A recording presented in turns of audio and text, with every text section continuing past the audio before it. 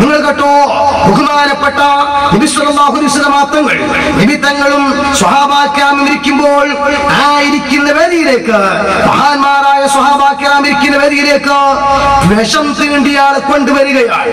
ആ വിഷം തീണ്ടിയ ആളെ കൊണ്ടുവരുമ്പോൾ മഹാന്മാരായ സ്വഹാബാക്രാം റസൂലുള്ളാഹി സ്വല്ലല്ലാഹു അലൈഹി വസല്ലം തങ്ങളോട് മന്ത്രത്തെ പറ്റി ആവശ്യപ്പെടുമ്പോൾ ആ നബി തങ്ങള് സ്വഹാബത്തോട് പറയുന്ന വാക്കെന്താണ്?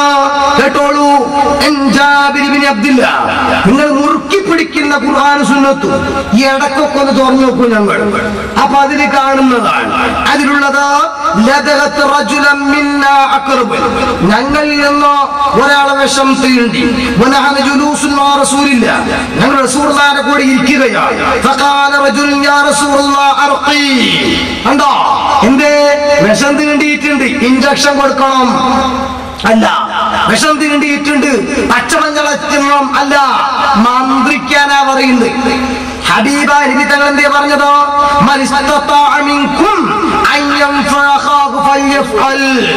നിങ്ങൾക്ക് അങ്ങനെ ഒരു ശിർക്ക് ചെയ്യാൻ കഴിയുമെങ്കിൽ, അന്ധവിശ്വാസം കഴിയുമെങ്കിൽ പ്രോത്സാഹിപ്പിച്ചോളൂ എന്നല്ല.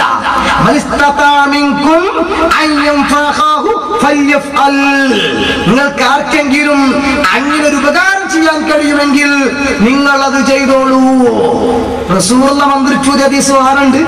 ഇത് സ്വഹാബത്തോട് മന്ത്രിച്ചൂതാൻ പറയാ. കാരണം റസൂലുള്ളാഹിക്ക് അറിയാം, നബി മന്ത്രിച്ചൂതിയായാലും ഭാവിയിൽ ചില വിദ്വാന്മാര് വരും, എന്നിട്ട് പറയും അത് തങ്ങൾക്ക് മന്ത്രിച്ചൂതാം, മറ്റാർക്കും പാടില്ല.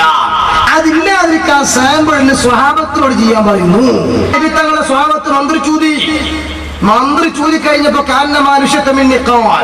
കെട്ടയച്ചു വിട്ടതുപോലെ രോഗി സുഖപ്പെട്ടു.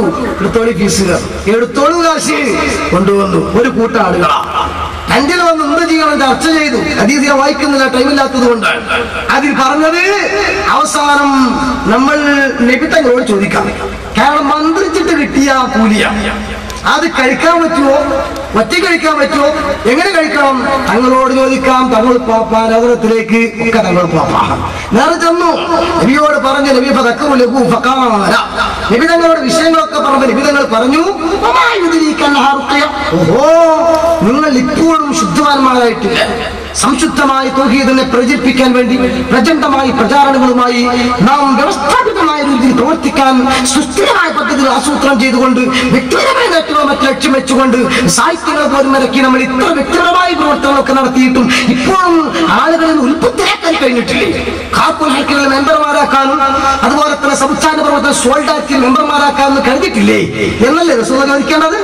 റസൂലുള്ളാഹിന്റെ ചോദ്യം ഞാൻ അങ്ങനെ പറയാൻ കാരണം, ഈ ജമാഅത്ത് ഇസ്ലാമി മുജാഹിദും തമ്മിൽ മാറ്റം എന്താന്ന് ചോദിച്ചാൽ സാധാരണക്കാർക്ക് പെട്ടെന്ന് പറയാൻ പറ്റിയ മറ്റതാണ്. മുജാഹിദ് കാര്യം വെട്ടി തുറന്നു പറയും, ആർക്കും തിരിയുന്ന ശൈലി, ദേഷ്യം പിടിച്ചാൽ. ജമാഅത്തുകാർ പറഞ്ഞു എന്താന്ന് ഓർക്കും തിരിയില്ല, കേട്ടവർക്കും തിരിഞ്ഞില്ല, പറഞ്ഞവർക്കും തിരിയില്ല. ആ രൂപത്തിലാണ്. ഉദാഹരണം പറഞ്ഞാൽ വഹാബിക്ക് ദേഷ്യം പിടിച്ചവൻ പറയും, ഞാൻ ആ തെങ്ങും ബട്ടൻ എടുത്തിട്ട് എന്റെ തലന്റെ ഓൾക്കൂടെ ഒന്നാമത് തരുമെന്ന് പറയും. അമ്മോ, അത് ദേശം കടുത്തുപോയി. ജമാഅത്ത് ഇസ്ലാമിക്കാർ വന്നിട്ട് പറയും അങ്ങനെ പറയരുത്, അത് സംസ്കാരശൂന്യമായ വാക്കാണ്. എന്താ പറയേണ്ടത്? കേരവൃക്ഷത്തിന്റെ ശാഖോപശാഖകൾ കൊണ്ട് നിന്നെ ഞാൻ തലോടും. അങ്ങനെ രണ്ട് സംഭവം.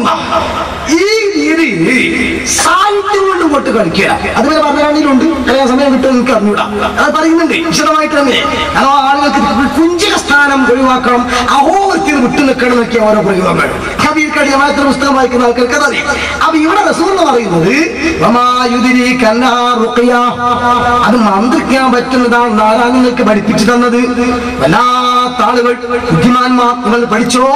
അതെന്താ അങ്ങനെ ഞാൻ അർത്ഥമാക്കാൻ കാരണം, അസബുത്തും